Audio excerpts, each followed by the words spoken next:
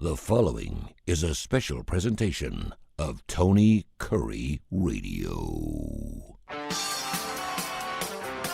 Want the real story behind the sound bites and headlines? Let's find the facts. Remember, it's not a conspiracy theory if it's the truth. You are not paranoid or confused. You just need to know. Welcome in, everybody. It's time for another edition of Need to Know. Kip Kiefer with you, and I will answer someone who sent me an email yesterday asking if Terry Quillian is going to be on with me this week. Unfortunately, no. You're stuck with just me. I didn't even answer. I figured I could talk to you on the air and let you know that I love every opportunity to broadcast with Terry. I've gotten tremendous feedback for when she appeared a couple of weeks ago here on the program and talked about her experience on the border. She's radio magic with Kip Kiefer, and I appreciate that. And I really am moved by the response that we've gotten and all the people that have reached out to say, "Why don't you have Terry on all the time?" Well, you know, Terry is busy. She's involved in a lot of different things, and this is the time of year when she makes a commitment in the second half of the year when football season cranks up. Her first love, SEC football. We're going to have plenty of programming on terrestrial radio and hopefully get her more involved with Tony and I's projects, the starting lineup.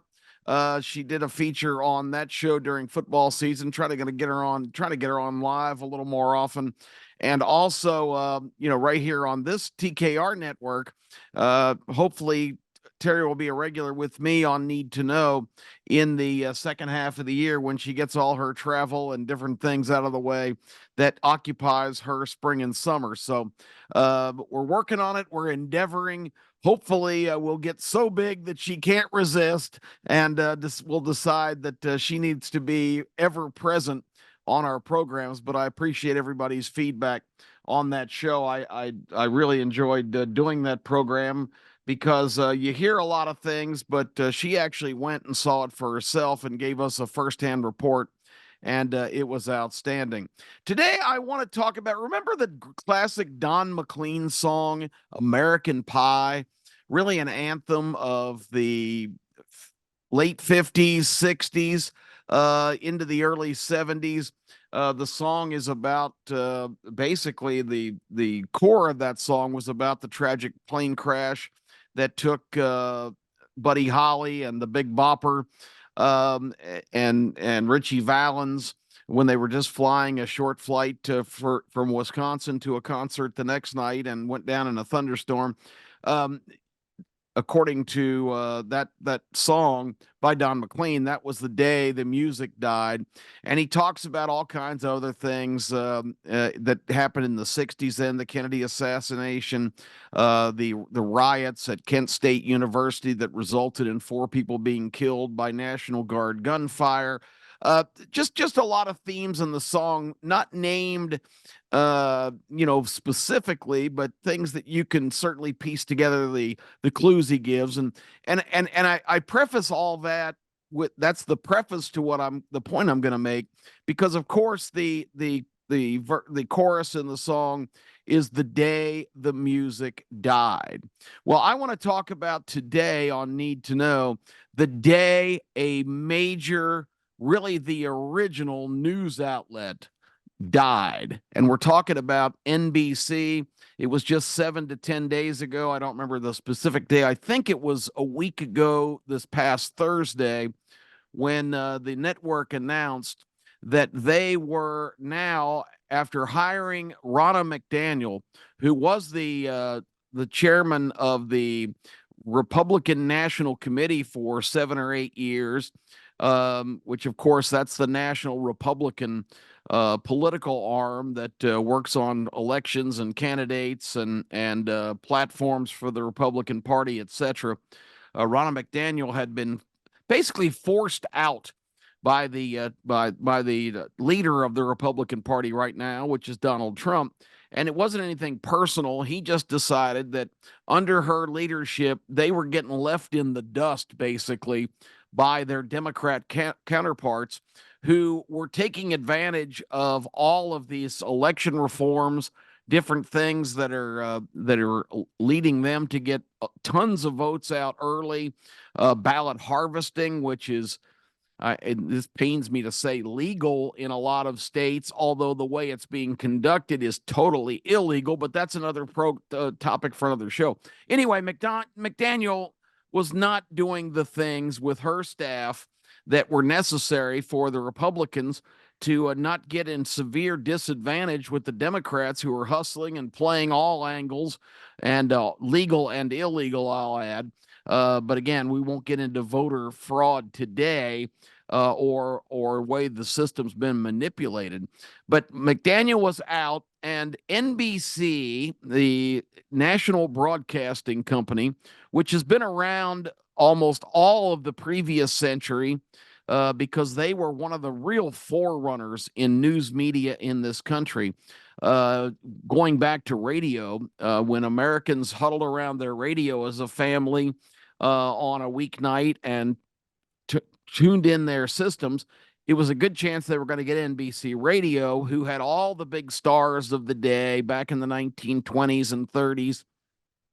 And it was an iconic medium for people to access, where they could get news and be entertained. And NBC was the very first network to transition into this bold new invention, this concept that people never could have imagined even 15, 20 years before it debuted. And of course, that was television. And NBC actually presented the first regular television show. And you might guess, when was that? Like maybe the late 50s? No, their on-air personality for radio who did a nightly news program, Lowell Thomas, who's a Hall of Fame broadcaster, huge in that era of the 30s and 40s. Lowell Thomas did a radio program at 6:45 every night. It was his national news, and of course that was even a year before the beginning of World War II. Although there was a lot of conflict in Europe already.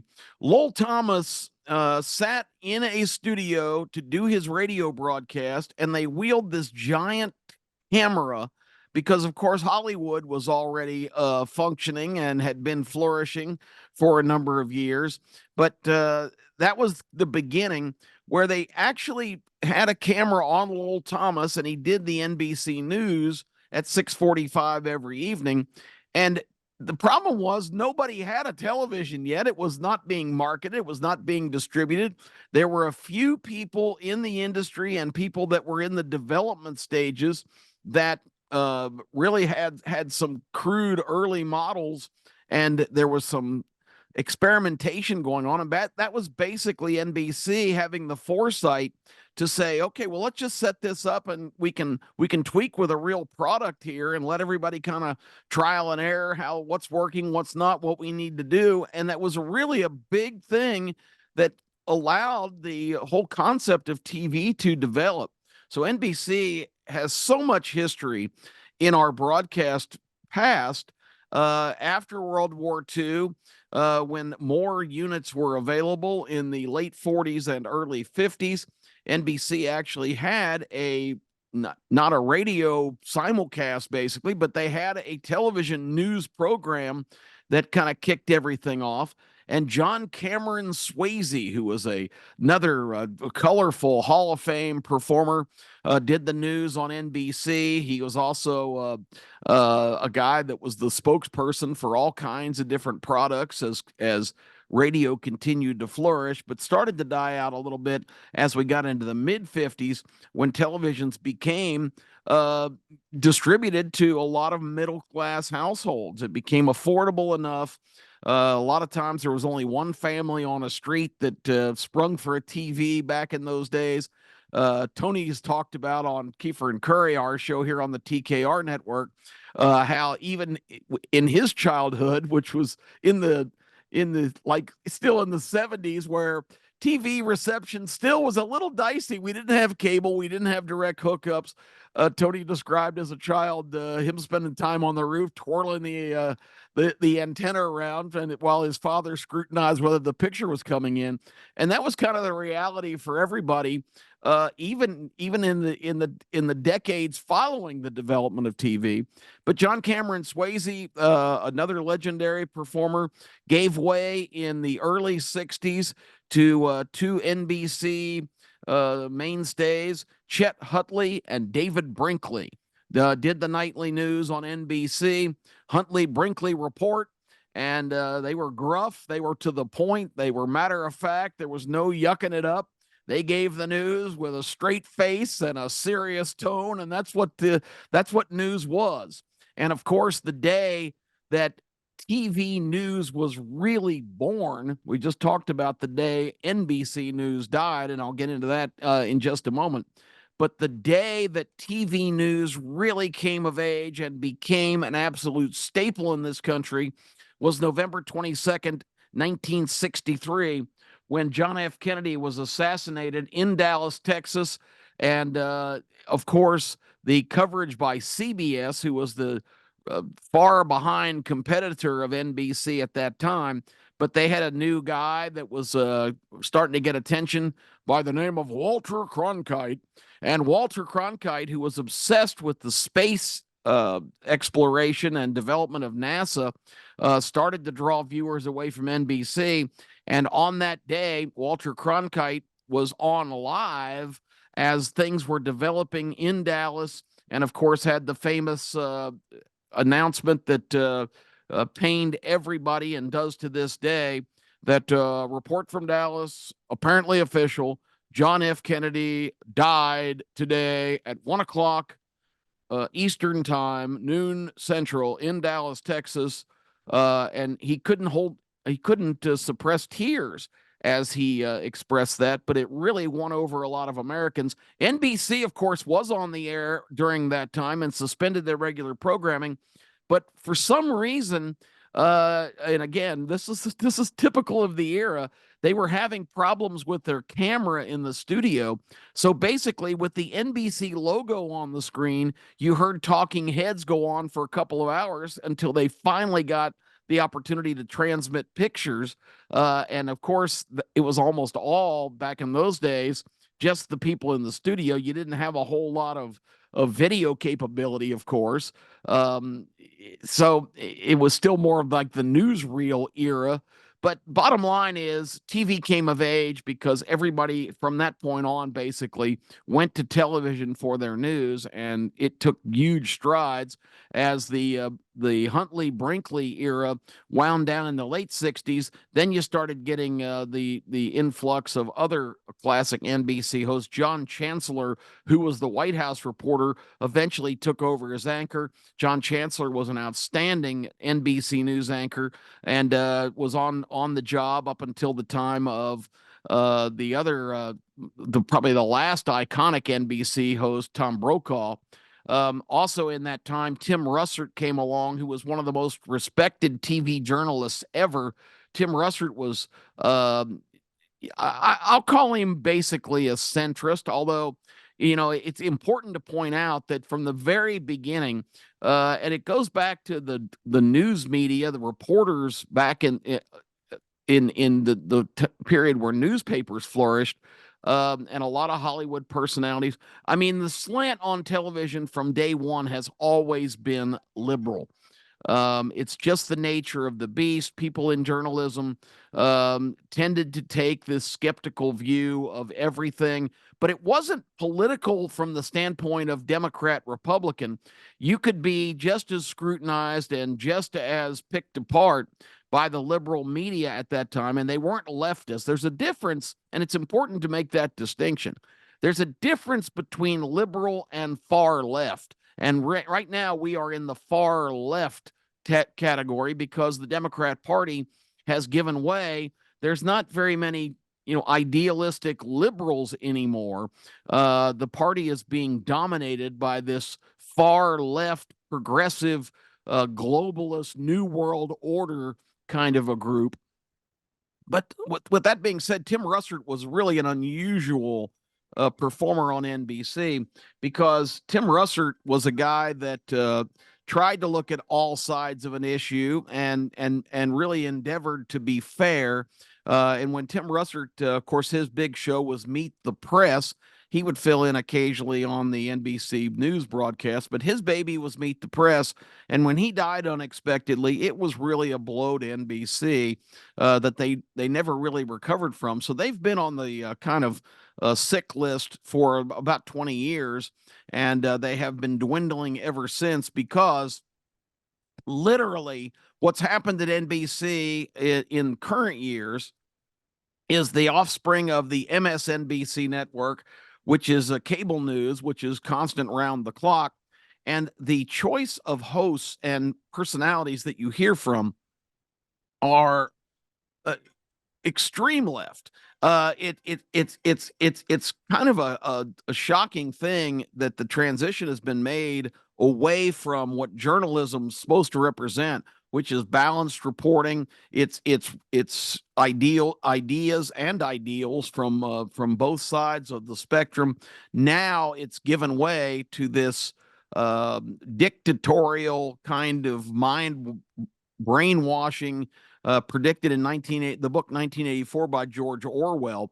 And you've got hosts like Rachel Maddow and Morning Joe Scarborough, who they're quick to point out used to be a Republican congressman, but Joe Scarborough is one of those guys in politics and in his journalism career that is only interested in propagating ideas that fit the agenda. And he's not really agendized himself. That's who's paying him, and that's how he's going to perform. Again, it's so ridiculous that ideologues are certainly dominant on the scene, but there are plenty of others that just sell out for the good of their career. So you've got people like that on the air. You've got Joy Reid and some other just really out there leftists. And the network is totally commanded, and they're all united in one central area, that Donald Trump is the second coming of the Fuhrer.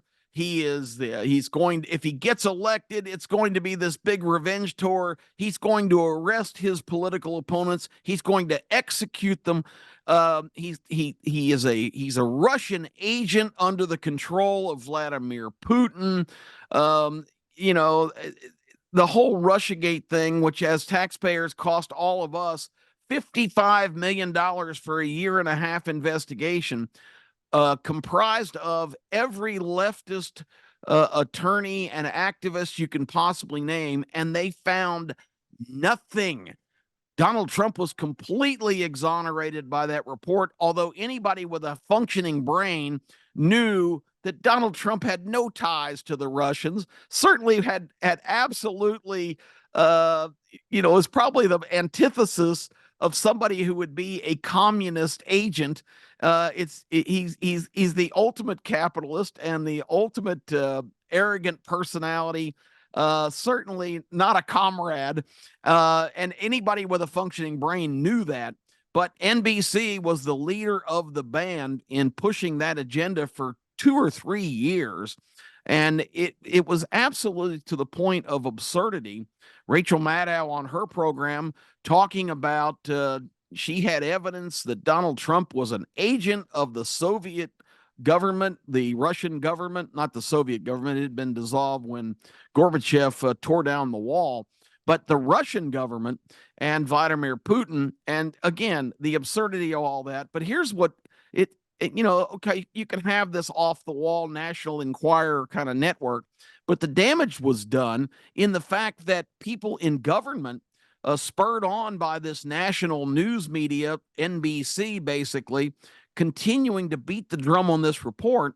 The Department of Justice and the FBI and all their other offshoots continued to issue FISA warrants on the premise of this Russiagate situation, mainly because of the report that was prepared by the Hillary Clinton campaign that implicated Donald Trump in this dossier, which what they called it, created by Christopher Steele, a former British MI6 agent. But it turned out, and it had already come out, that this was just a total bunch of baloney. That people and it came out later, not right at first, but it came out later that a lot of these stories were told over beers in a bar room by some operative of Steele's, and he wrote it all down and submitted it as fact, and the news media bought it hook, line, and sinker.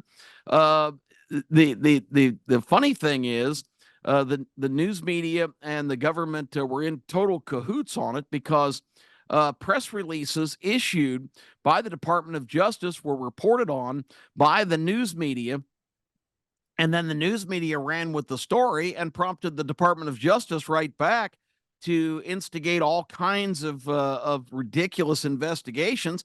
And we know this is absolutely true, that they knew it wasn't factual.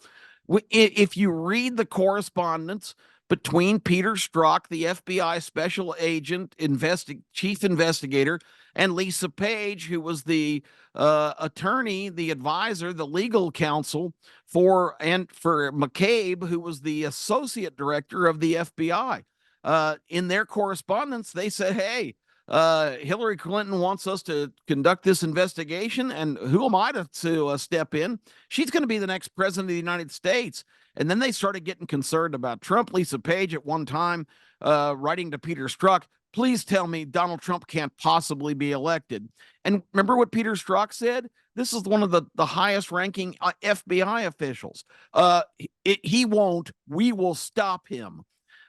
So these people committed to something they knew was absolute fantasy, continued to push this investigation, and NBC News covered it day and night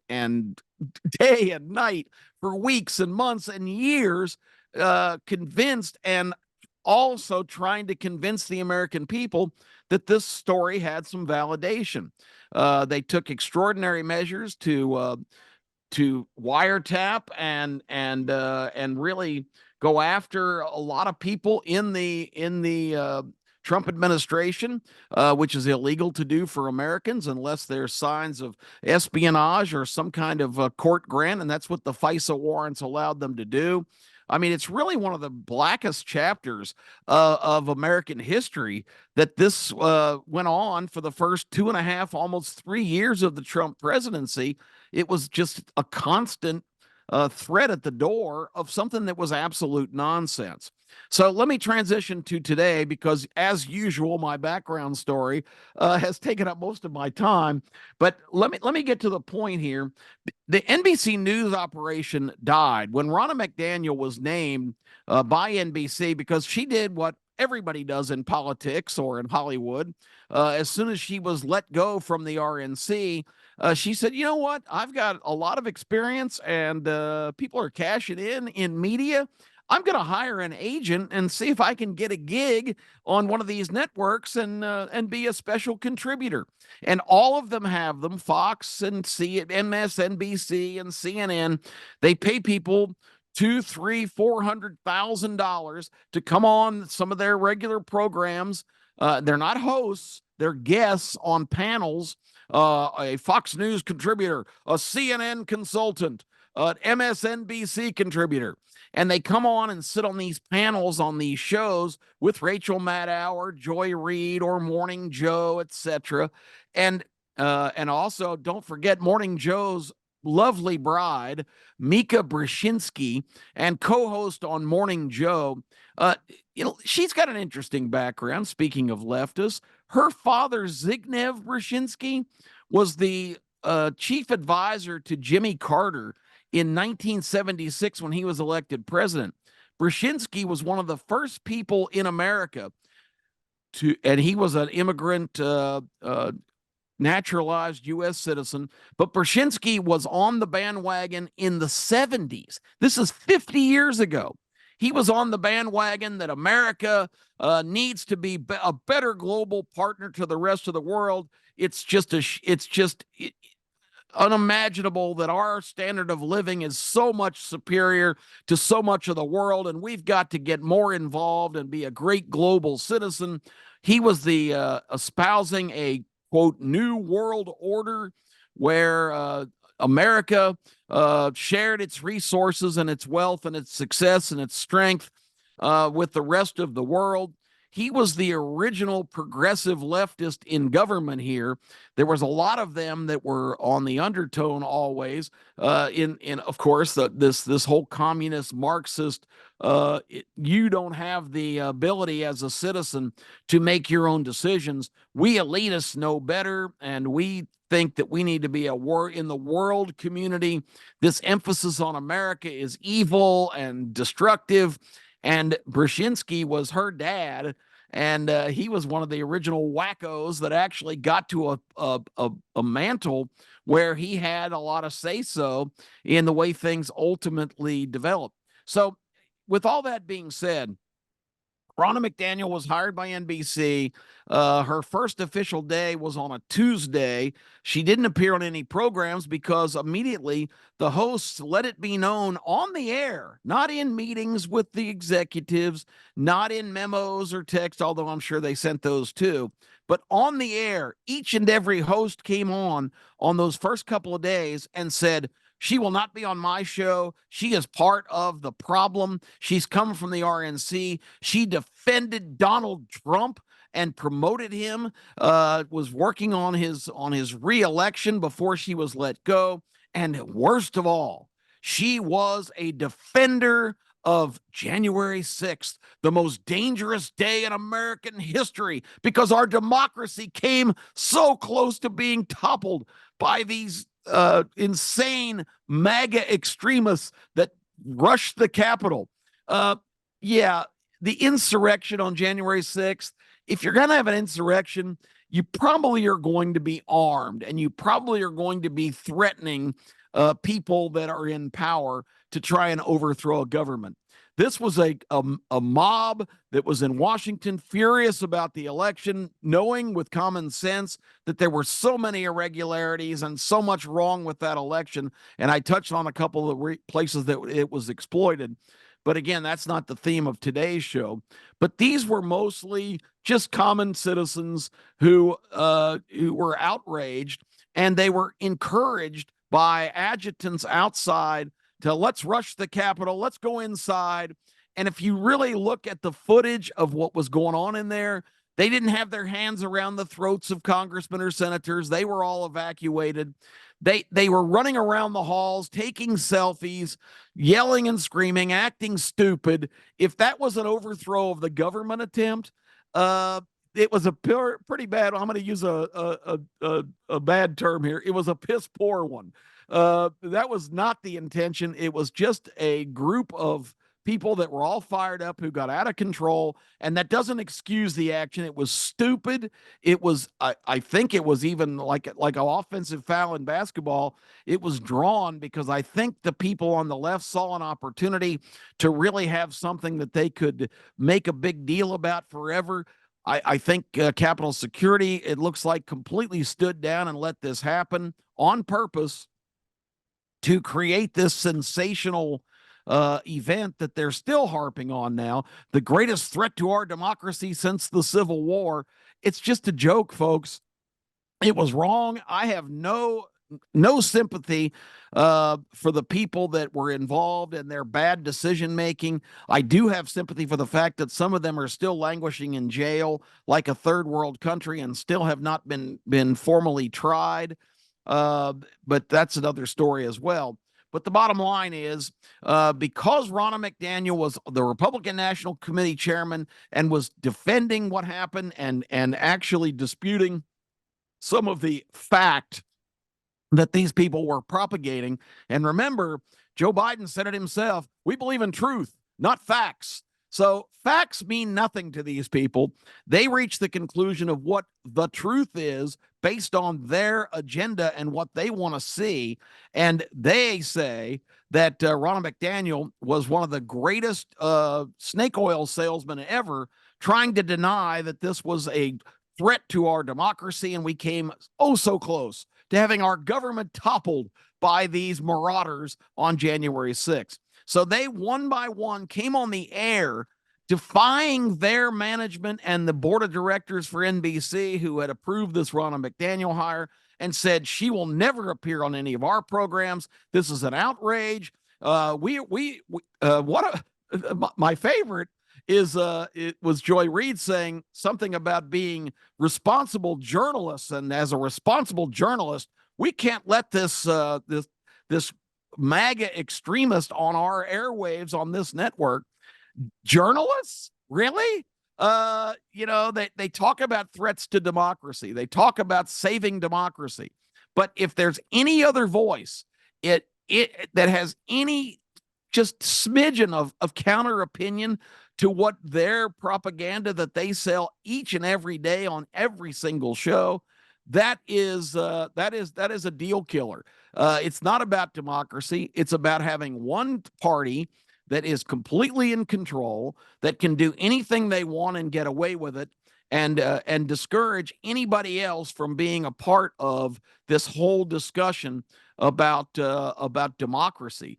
And Ronna McDaniel even coming on a program and giving a counter view, and she had every right, and I think that's why NBC management hired her. She had every right to be bitter to be the way she was removed by the Trump administration, but that still wasn't enough for these people to get her opportunity to give some balanced opinion, because this is the networks that cut off Donald Trump when he's making thank you or acceptance speeches after winning primaries, because they can't afford. We can't let Trump be on live because he's going to lie. We have to wait, and maybe we'll show the tape after we have fact checkers.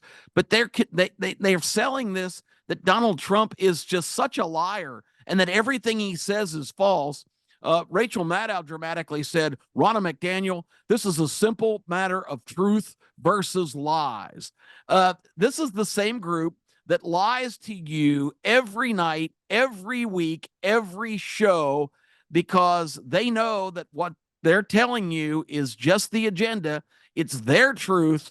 It's not the truth. It's the ultimate lies, the ultimate prevarication. And it is absolutely anybody that pays attention, who reads on their own, who listens to all the voices involved, can tell you that this is totally agenda driven. It's all propaganda. It's these left extremists trying to convince you that what you see and what you hear, what you pay at the grocery store, what you see the president stumbling around, stammering, struggling to make a cognitive sentence, and them telling you that, oh, no, what you're seeing with the president, no, he's the most invigorated guy you've ever seen. He outworks everybody. He can do more in an hour than most people can do in a whole week. I mean, anybody that looks at this guy knows that's absolute BS. And that's what they're doing every night on their shows, trying to tell you that what you see and what you hear and what you think and what you experience is absolutely wrong. Listen to us. We're elite. We're smarter than you. We're going to tell you what you're seeing and hearing. Don't believe your own eyes and ears.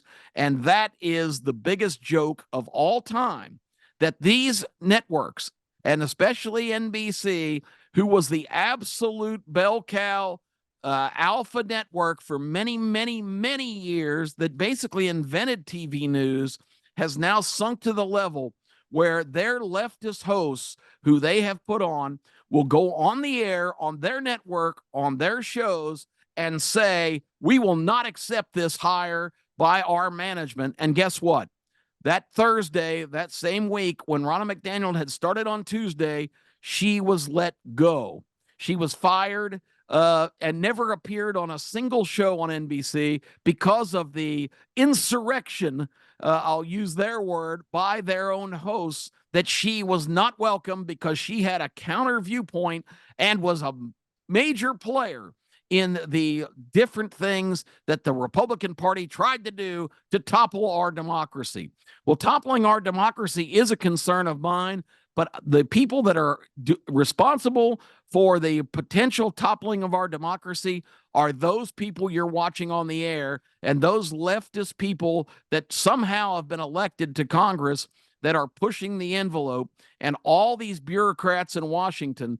That's what's toppling our democracy, because they are ignoring provisions of the Constitution, which is our lifeblood and backbone of our representative republic. And for them to suggest that Ronna McDaniel's viewpoint and past roles with the Republican Party make her a toxic agent to be added to their network, yes, they're right. Because even if she has a different viewpoint of things, that is intolerable, because not only can you not be aware of those, you cannot hear anybody even espouse those ideas, because that's destructive to what their truth is, and their truth is their agenda, and everybody needs to remember that. That's the report for this week. The day NBC News died, the day that they let their leftist progressive hosts decide policy, and the management of a network television that has been instrumental in creating what the information process is for American citizens today. Let the inmates run the asylum. And believe me, that's exactly what's happening at NBC, MSNBC, and CNN. It's a shame. It's disappointing, but that's the world we live in, and everybody needs to keep that in mind. I'm Kip Kiefer. Thank you, everybody, for tuning in. Don't miss Kiefer and Kurre this week. We always have interesting things to talk about. And I am excited to tell you that I am off to, at the end of the week, the Final Four in Phoenix. My son, Clayt, an Alabama graduate, very excited. The Crimson Tide is in the big dance, the biggest dance of all. So I will be coming to you next Monday from Phoenix as we prepare to head back home after the Monday night championship game, hopefully with Alabama coming off a huge upset of Connecticut. But regardless, I'll be on hand for Saturday and Monday action at the Final Four. So next week, we'll be reporting live from Phoenix. Thank you, everybody, for tuning in, and we will see you down the road right here on TKR.